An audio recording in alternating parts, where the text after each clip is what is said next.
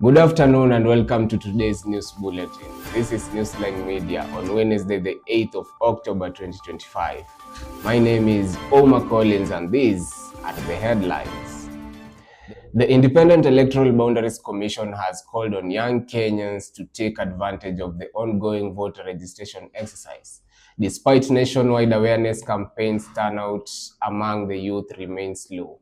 The Commission and civic groups are urging young people to actively participate in shaping the country's leadership by registering and voting in the upcoming elections. Our reporter Juliet has much more.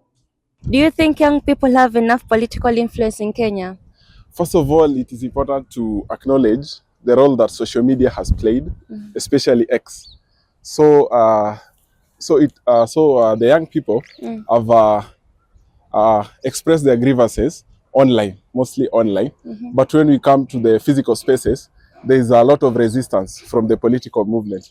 So as much as they are playing a very significant role, the resistance from the political movement is trying to keep them at bay. Yeah. And how likely are you to vote in the next election?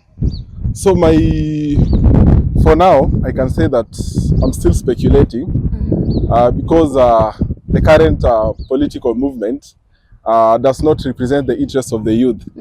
So unless there is a political movement that will come up later, or the current political landscape aligns with what we want as youths, is when I'll consider voting. But for now, I can say I'm 50-50. I'm still speculating. Do you feel that youth-led movements can bring political change? Yeah. Actually, youth-led movements have brought a lot of political change. If you look at countries like the United States, even countries in Europe, the youth-led movements are actually making a very, very big political change. So, but when it comes to Africa, we have youths. We can make the change, but unless we are given given an opportunity to represent ourselves in the big spaces. Yeah. Should voting age be lowered to 16 years?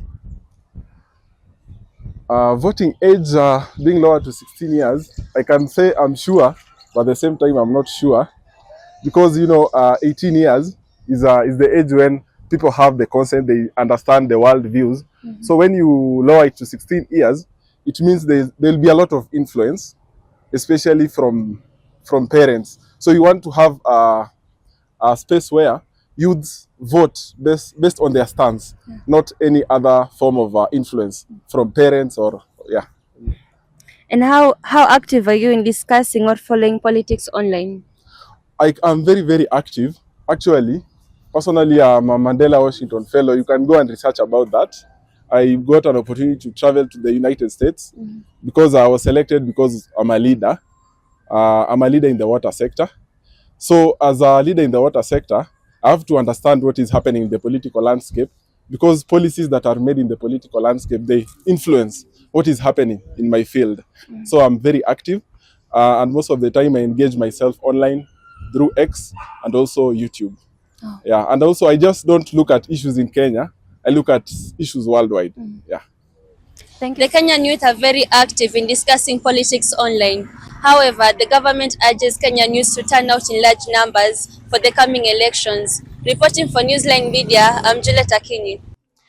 All eyes are on the upcoming Standard Chartered Nairobi Marathon, which this year has attracted record sponsorship and is set to draw thousands of athletes and enthusiasts. All eyes are now on the upcoming Standard Chartered Nairobi Marathon, which has this year attracted a record 233 million shillings in sponsorship. Organizers say the marathon, set for later this month, will bring together thousands of professional athletes, fun runners, and fitness enthusiasts from across the country and beyond. The event has grown to become one of East Africa's largest sporting occasions, not only promoting athletics but also raising funds for community projects and youth empowerment. Athletes are already gearing up for the big race, with the Nairobi streets expected to be filled with energy, color, and unity. Reporting for Newsline Media, I'm Eric Lamel. The entertainment industry mourns the passing of Gengeton artist Shalkido, remembered for his impact on Kenya's urban music culture. Chalkido was involved in a motorbike accident early morning on October 5th along Thika Road between Githurai and Kawosh, close to Roysambu, while returning from a performance. Emergency responders found him severely injured and he was rushed to hospital where he was admitted to ICU with severe brain trauma and internal bleeding. Despite efforts, doctors pronounced him brain dead in the evening of October 6th and he succumbed to his injuries. In the weeks leading to the accident, Chalkido had publicly shared struggles. He once appealed for assistance, asking for a motorcycle to restart his livelihood. Reporting for Newsline Media, I'm Collins Tobiko.